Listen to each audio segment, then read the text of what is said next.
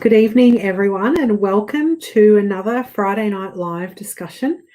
If you are joining us for the first time and you don't know what this is about, well, we're pretty excited that you're here and we're just going to have a really good discussion tonight. But if you have been following us, then you know we've discussed things like ghosts and ghouls and the afterlife. We've discussed the immortal soul. We've discussed death. And tonight where our topic is called Context is King. So you may be wondering, what is all that about? Well, I'm not going to waste any time tonight, because when we looked at the topic we had tonight, we realized that we could talk for hours. But of course, we're going to try and wrap up in about 35 minutes. So we're either going to talk really fast or we're not going to get through everything. But we're really glad you've decided to join us. I just want to welcome the panel into the studio with me tonight. Hi, Jeremy and Justin, Janine and Diego. Welcome to Friday Night Live. So glad you could join us. Glad to be here. Thank you very much. Thanks, Sylvia.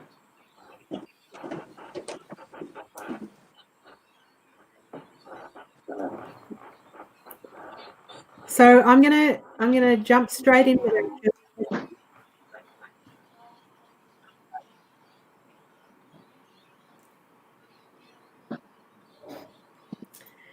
So I'm going to jump in with our first question for tonight. I think my internet might be a bit slow. A little bit. So first question for tonight is, do you have a favourite type of book or movie?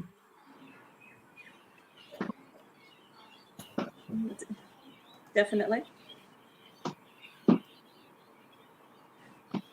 I'd probably say that if I'm honest, one of my favourite type of movie is the action type of movie. I'm a little bit of an action buff since I was a young kid. Always liked to watch the action movies, and that was really my style of movie that I liked watching. It sort of fit with what I liked. Dad didn't like it so much that I liked those movies, but that's really where I was at with movies. Yeah, I grew up reading a lot of science fiction and fantasy. I liked the escape that those books provided. You could go to another world in your imagination for a little while. It was good. Yeah, definitely. I used to be a bit of a sci-fi buff myself growing up, and I can recite also with you, Jeremy, those action movies. I used to really get into them when I was a bit younger. But over the years, you sort of your genre, your taste, even your taste buds kind of change, don't they? Yeah. And I'm sort of really more into movies that really have a good storyline behind it, that really make you think, and you're forever trying to guess what the plot is and what's going to happen. And I guess, and when it comes to books as well, a similar sort of scenario happens. Those books that are a bit more expository, where they really dig into a topic and they look at a certain topic from every single angle. They get really deep into it and explain it all. I just really, really enjoy books like that. Very good. And I used to like rom-coms, because being a girl, you like romantic things, but I liked it when it was funny as well. So I like comedies and I like rom-coms, but my husband was a bit of an action lover, so I quite enjoyed the Thor movies and the action there. But because they had a bit of rom-com in that as well, a bit of everything. But yeah. Yes, indeed.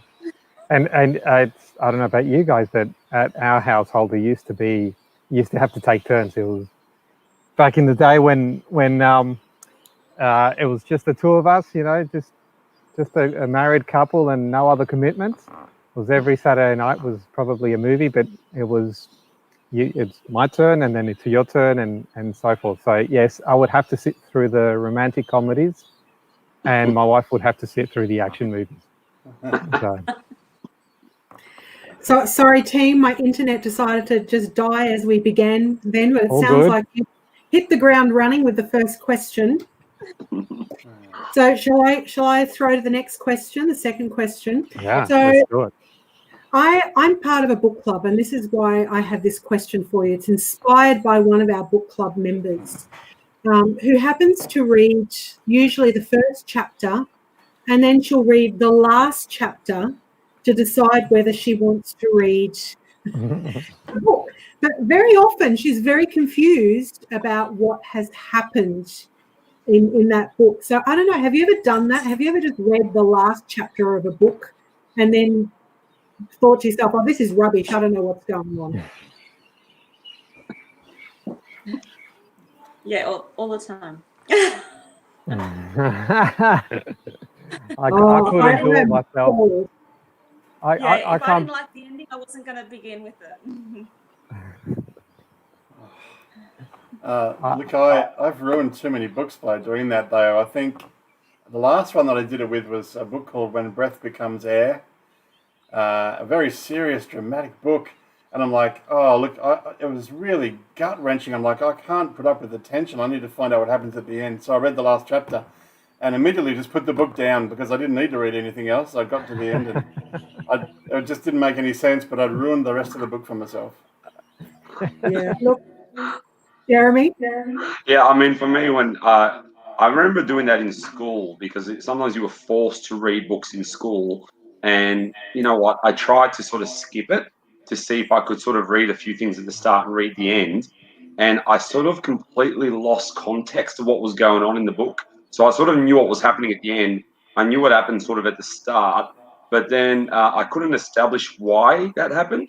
The connection of all the things that happened along the line. So too many links in that chain were gone and just fell apart. Yes, I understand that. Diego? Yeah, Jeremy, I think Merchant of Venice wouldn't make much sense like that, would it? But personally, I don't like doing that because of that. It just makes no sense at all when I've tried that. So I like if it's a fiction, if it's a story, a non-fiction story or a fiction story. I'd like to be intrigued by what's going to happen next. That's what keeps me going. And yeah, I have to resist because at a certain point in the book, it's developed enough that I think you could probably skip to the last chapter or the last few pages and read the ending. But I really, really try not to do that really hard because I love how a story just develops itself and evolves. And if I go to the end, I always think there's so many details. I like details. I'm a detail kind of guy. And I need to find out all the details. So if I get into the end, I'm just going to miss out on all the good bits. Absolutely. I do not read the end of a book. If I start a book, I will read it from beginning to end in order because I like to gather the details as well.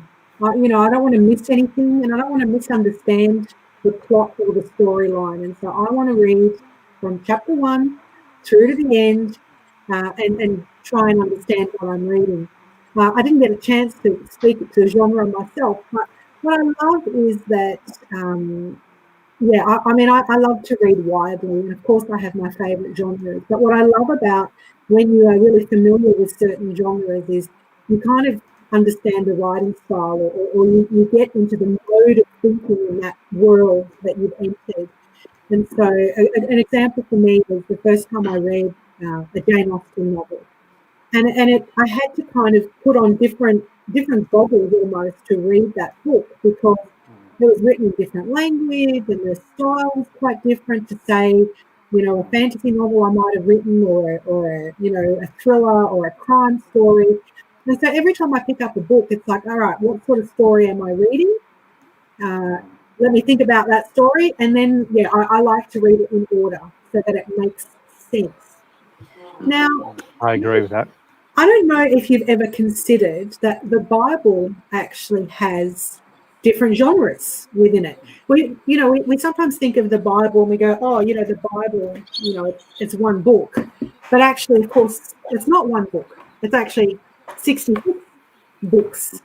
It's not just one book. And so we find different genres within the Bible. And at times, when we don't understand that, it's very easy to take the Bible out of context. And that is our, title for tonight. Context is king. So, has this ever happened to you? Have you ever been reading the Bible or studying the Bible with someone and come across a passage that, has been misunderstood or really been taken out of context? Definitely. Jeremy? What's coming to mind for me, as you're saying, there's different types of writings. Obviously, you've got poetry in the Bible. You've got literal sort of meaning directly from the page you can read.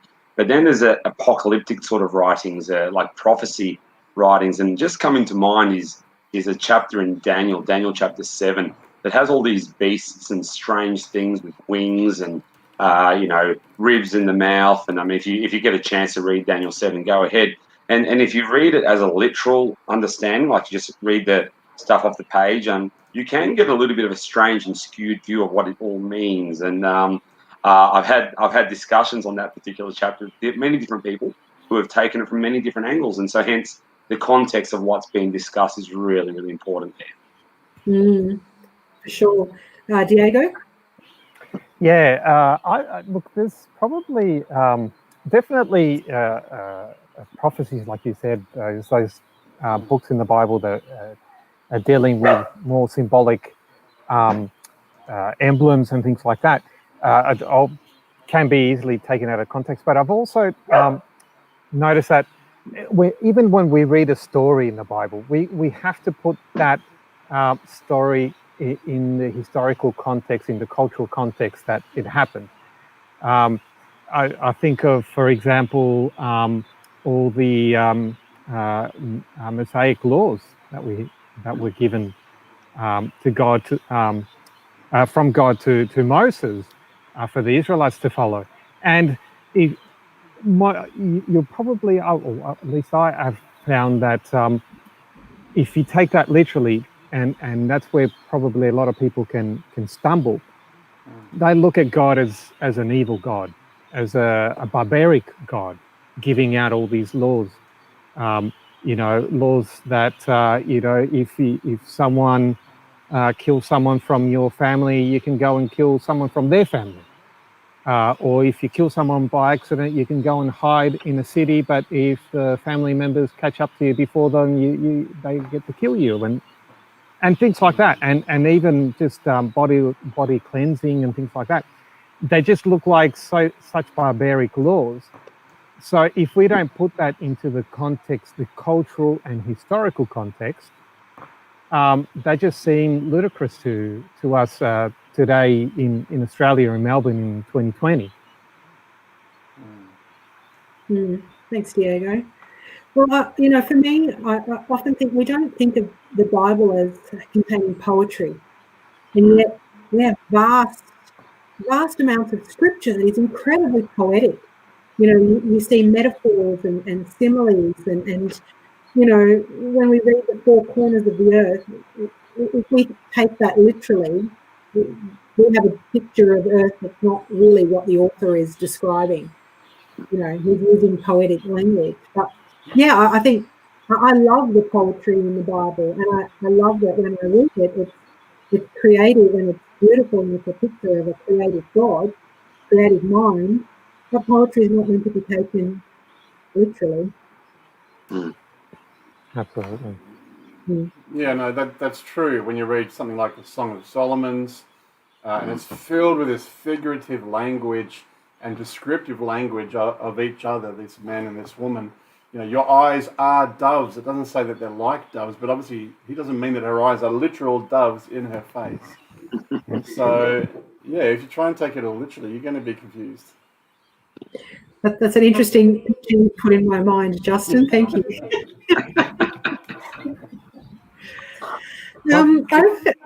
Sorry, Diego, go. Sorry, just to quickly, like a classic example. What about some of the things some of the prophets had to do? I think of Hosea. You read Hosea and what God had asked him to do. It just seems ludicrous. He had to go and marry a prostitute that then would leave him for somebody else, and he had to go and remarry her and go pick her up and take her as his wife again. You look at things like that, and if you read it without understanding the context and the timeline and everything that surrounds it, again, it just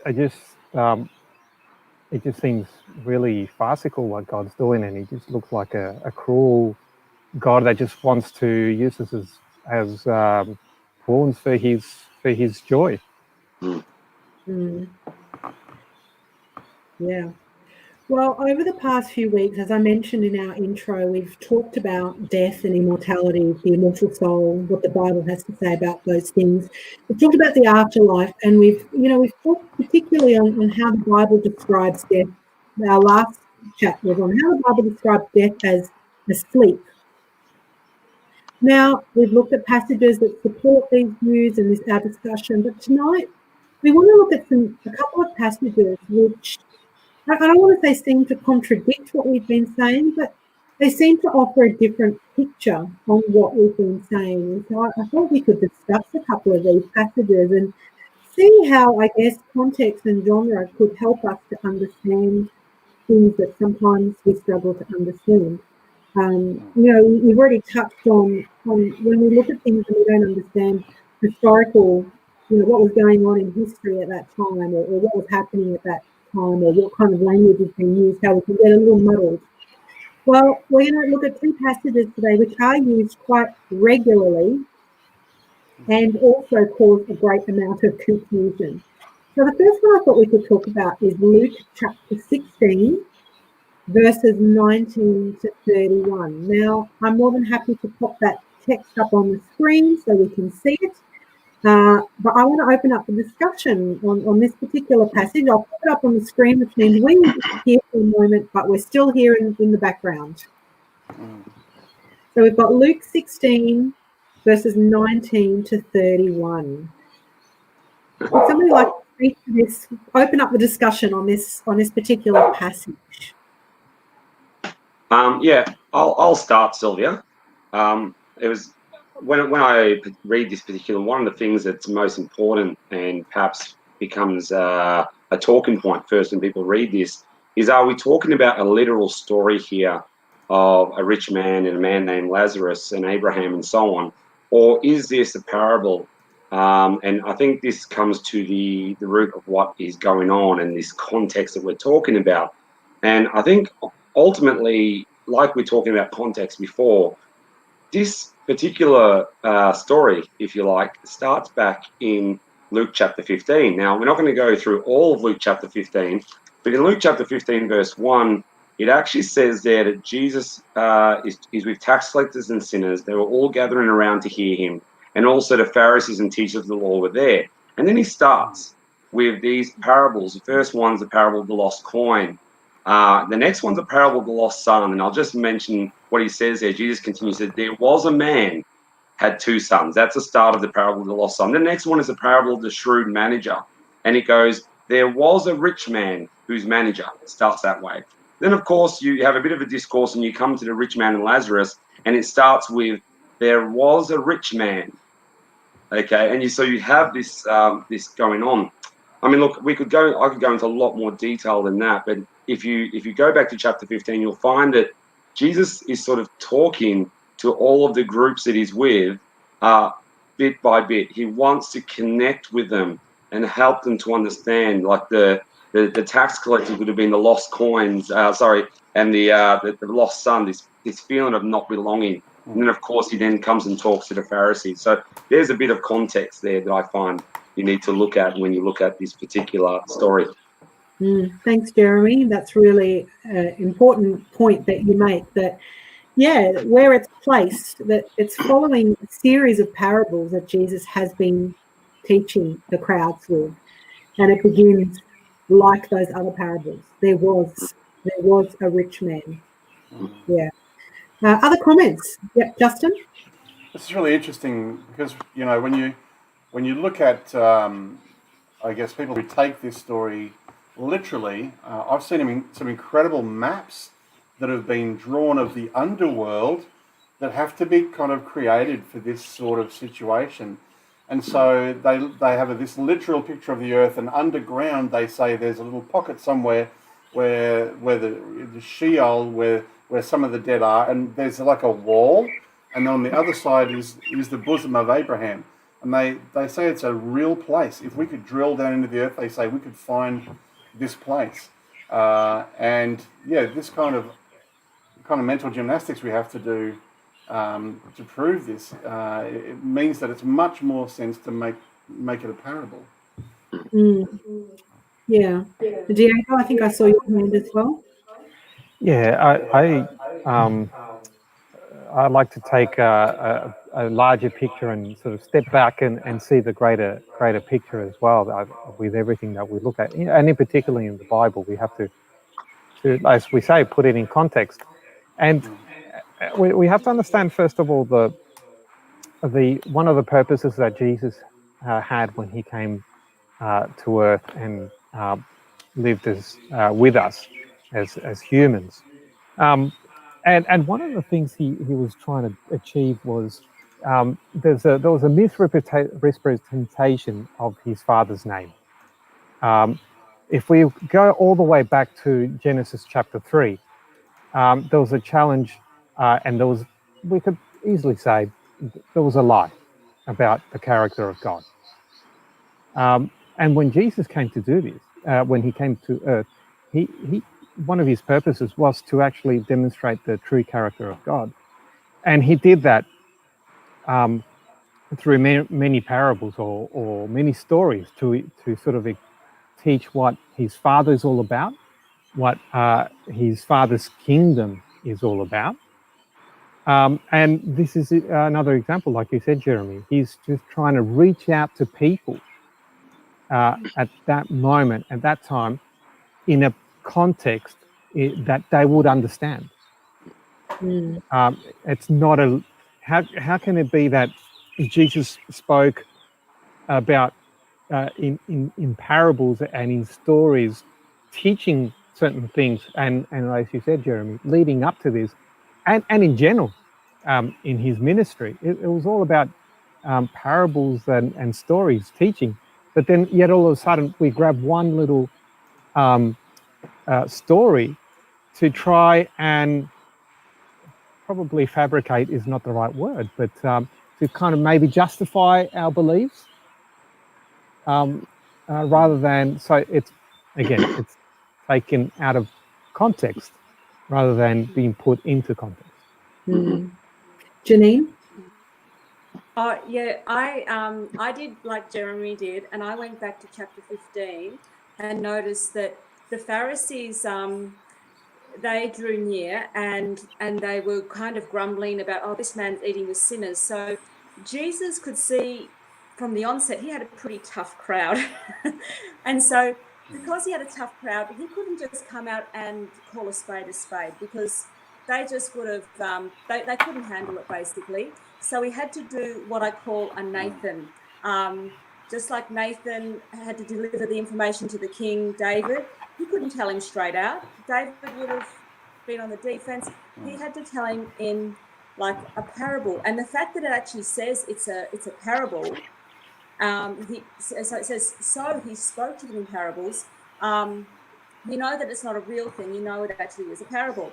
And you can, to back it up that it is a parable, when it's got things like he asked him, oh, can he please dip the end of his finger in water to cool my tongue because I'm in anguish of the flame? Well, to be honest with you, if I was in anguish and flame, it's not going to quite do it for me. I want a whole bucket of water on me, not just a little dipping of the thing. And you can see all the polar opposites. But basically, he did speak to them in parables so that they would get the lesson. So he wasn't making them feel that, he wasn't calling them out and making a public spectacle of them, but he was hoping that they would get the point through the lesson without being offended, because if he had offended them, they wouldn't have absorbed it. But what they did was they absorbed the lesson, and then they they ended up getting offended because they realised it did apply to them. But Yeah. but at least the lesson got in. It's very effective. Yeah, absolutely. Really true. So, Justin? If we've got time, just backing up Jeremy's point as well, the parables, they only ever mean what they're supposed to mean. So when you read them, there's a story, and then at the last line, Jesus delivers the actual meaning of the parable every single time, right? He drives it home. And so what this is about is actually in verse 31, he's saying people who didn't listen to Moses and the prophets aren't going to listen to me when I rise from the dead, even though I've risen from the dead. So it's not a theological discourse about the nature of death or hell. It is a teaching about the hard-heartedness of the listeners. Jeremy? Just one thing before you move on, Sylvia. I just want to make point of the fact that this particular story is only in the Gospel of Luke. Now, interestingly enough, Luke was not a Jew. There's a term in the Bible for a non-Jew being a Gentile. And some people might believe that he was Greek, and I can't give you the hard and fast on that one. But it's interesting that he wasn't scared to put this story in.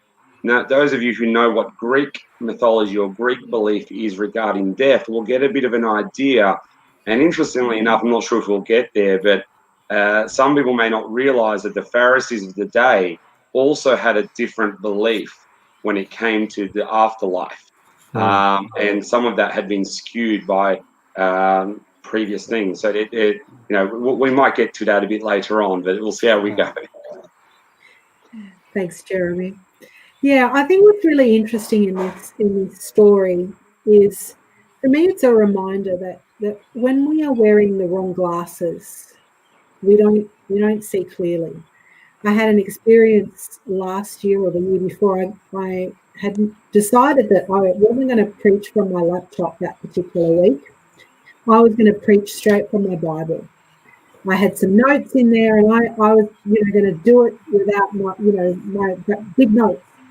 And I got up the front and I realised I'd left my glasses at home. This was tragic because I can't actually see my Bible without my glasses. And at that point, a number of people in the congregation passed their reading glasses up the aisle to see if any of them would allow me to be able to see what I was reading. And I found a pair that allowed me to at least magnify the text a little, but it's really hard to read. And for me, it's a reminder that if we are wearing, have those wrong lenses on, we will gain or create our own ideas on what a particular text says. But God's word it's not static, it's not flat, it's actually quite three-dimensional. And when we look at Jesus, he taught through stories and parables. And so when he teaches, we need to be able to understand, and I like what you said, Justin. He always explains. I've been reading through the Gospel of Mark, and I think it's in Mark chapter 4. He's been telling parables, and the disciples are like, what does that mean?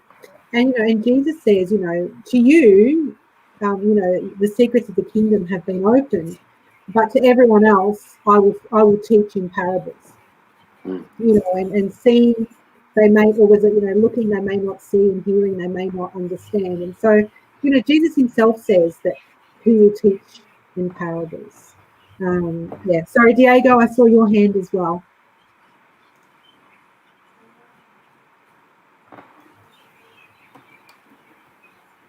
I think. Maybe not. No. All right, let's keep moving. Sorry, who? Was it me? I'm sorry, it cut out for me. Oh, I thought I saw your hand before. Were you going to say something? Yeah, no, sorry, just very quickly before we move on.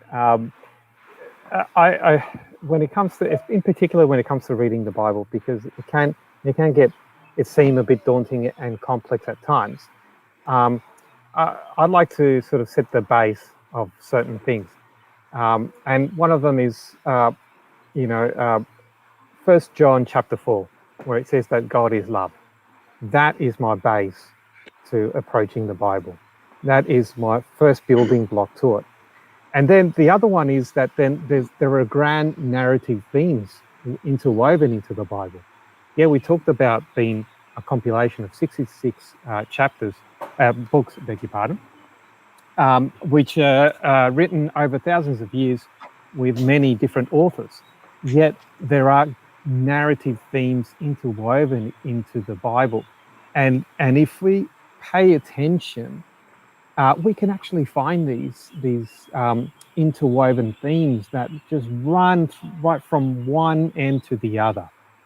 And if we just sort of step back and just look at it as an entire compilation and one book, you'll find some absolutely beautiful treasures in there. Yeah, thanks, Diego. Well, I've just looked at the time, and of course, I knew that we would start running out as we got towards the end. But I want to go to our next question, and I'm wondering how we're going to, whether we're about to bite off more than we can chew. But let's do it anyway. There's another story in the Bible that is often, I think, used to get some ideas on the afterlife and probably around the ideas of spiritualism and things like that. And this story is actually found in 1 Samuel 28. And I've got parts of that story that I can put up on the screen, just because it is quite a long chapter. I didn't think I could put the whole chapter up, but I just want to put up a few of those verses that will give us just a picture of what's going on here. Samuel the prophet has died. Saul is not really in God's good books anymore, and he's not really getting any answers to his questions. And so he goes off to find a medium because he wants to, speak to Samuel. So I just want to, again, open up the discussion here and just talk about this story and how it can be understood, misunderstood, and how context might be important in this particular story. Jeremy. Yeah, I'm just thinking. There was, I forget his name. There was a guy. I think he's John something, and he would speak to the dead, and he would have these big. He'd have these big meetings. People would come there, and his idea was he was going to talk to you. That's right. Yeah, talk to your dead relatives, and communicate with you, and so on. And many people went along. There's a lot of tears and emotions, and because people, have a lot of things left unsaid when someone goes down there, or dies, and so this particular story is brought up quite often when people are trying to bring the alternate view, like we've discussed the view of the Bible saying that when the dead die, they know nothing. Ecclesiastes chapter 9 verse 5. But in this particular story, this other idea pops up because all of a sudden we see Samuel coming out. I'm not going to steal all the thunder, but there's one thing I will say is that if you go back to the we are in the Old Testament, but if you go back to Deuteronomy chapter 18, verse 10 to 15, so you go back to the fifth book of the Bible, and I'll just flick there really quickly because I know time is running away, but Deuteronomy 18, verse 10 to 15, and it basically says in here, it says, "Let no one be found among you who sacrifices his son or daughter in the fire, who practices divination or sorcery, interprets omens, engages in witchcraft or casts spells, or who is a medium or a spiritist or who consults the dead. Anyone who does these things is detestable to the Lord. And because of their detestable practices, the Lord your God will drive out those nations before you. You must be blameless before the Lord your God." Now it keeps going and I won't keep reading, but it's quite clear from Scripture that God outlawed this for a very, very specific purpose. And again, I don't want to steal everything, but there's really just two powers that we can pray to. You're either praying to God or you're on the other side. And people don't always think about that. And so God, in the Old Testament, in that verse, he's trying to tell his people, stay away from these people because they dabble with the other side. I'll let Diego take from here. Thanks, Jeremy. I think also this story, if we put it into what else is happening in Saul's life, this story is really showing us how Saul had actually departed from his anointing as a king and as a servant of God. And I think this is something that one of the things that I really, out of so many things I like about the Bible, one of the things I really like about it is that this story and many others could have happened thousands of years ago, but the I guess the line theme behind it is the same as it is today. The human condition or the human nature is still the same. We change fashions, we change the way we eat, with the way we do things, but humans are still humans, and there is something inherently that is not right with us, that doesn't sit right. And that's where the stories found in the Bible and the teachings are actually trying to draw that out from us and show us that in our life. And not only just leave us there and say, well, you're a terrible human being, but it's actually drawing you towards the solution, which is Jesus Christ. And I see that with Saul right now. He's having one last, I can see time and time again where instances where he could turn around, yet he doesn't. And he gets to this desperate situation where he goes completely against what he's always learned, just to get what he really wanted. But that's human nature. And what happened there could easily happen to anyone at any given time.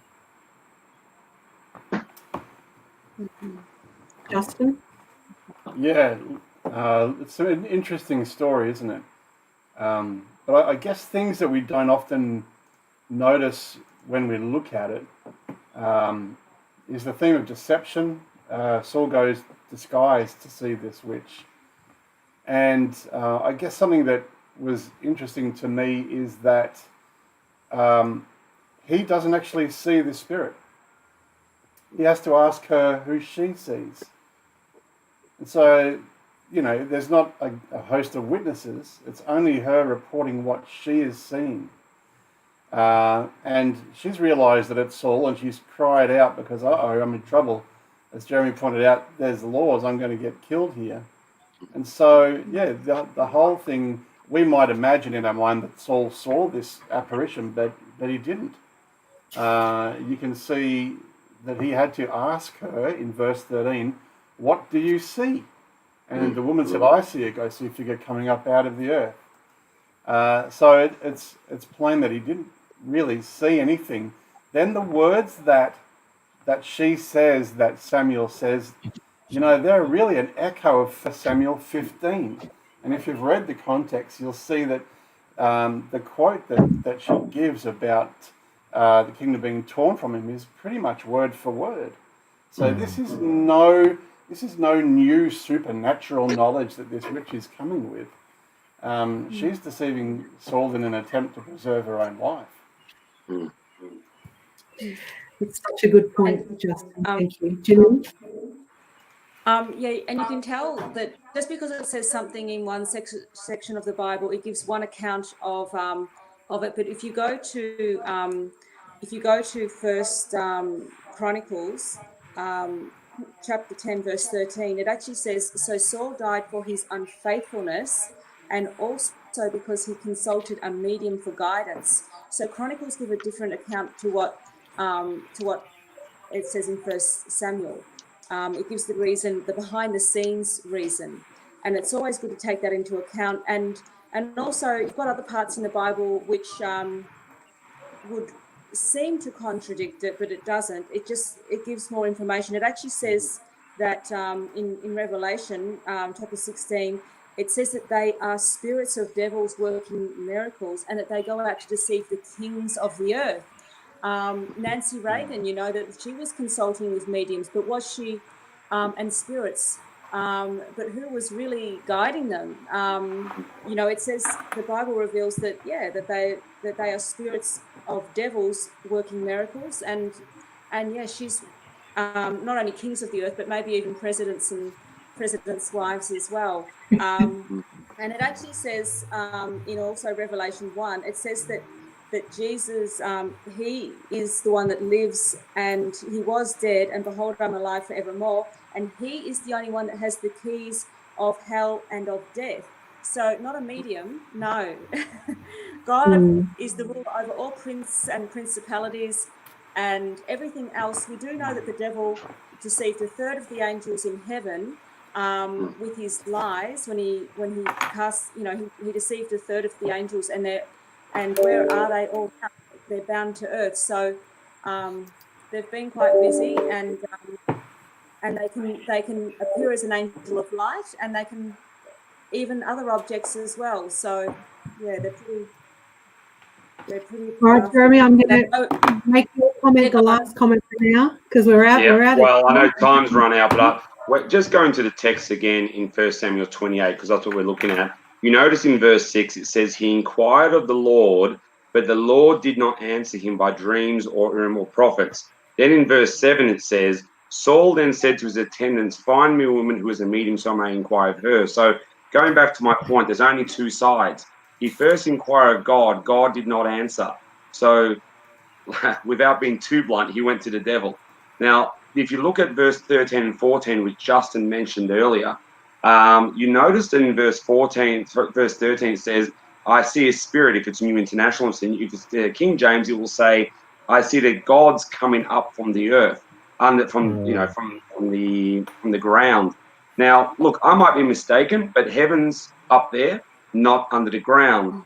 And the spirits coming up from the ground is not the sort of area that you'd expect for someone. And look, if you tie this in with the message of when we die, we go to heaven, Samuel's a man of God. He should have been up there. Okay, so he should have come down.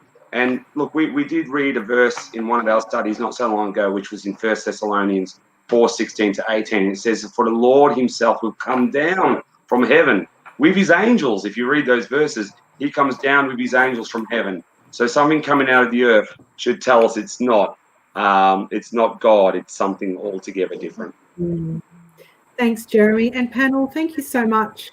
I knew that we would run out of time, but I guess if nothing else, I hope for those that have been with us tonight, and I've appreciated some of those comments that have come through, just the importance, we should always, when we read something in Scripture, we need to go backwards and we need to go forwards. We need to say what Scripture has to say about a particular story. We need to look and see what type of writing this is.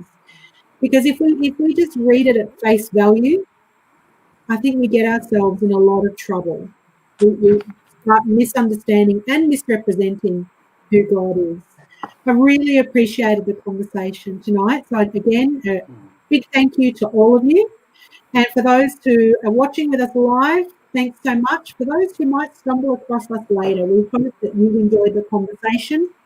And we, as always, welcome your questions and feedback. Just send us a message through Facebook, and we'd love to hear from you. Thanks, everyone. Have a great night. Thank you. You guys.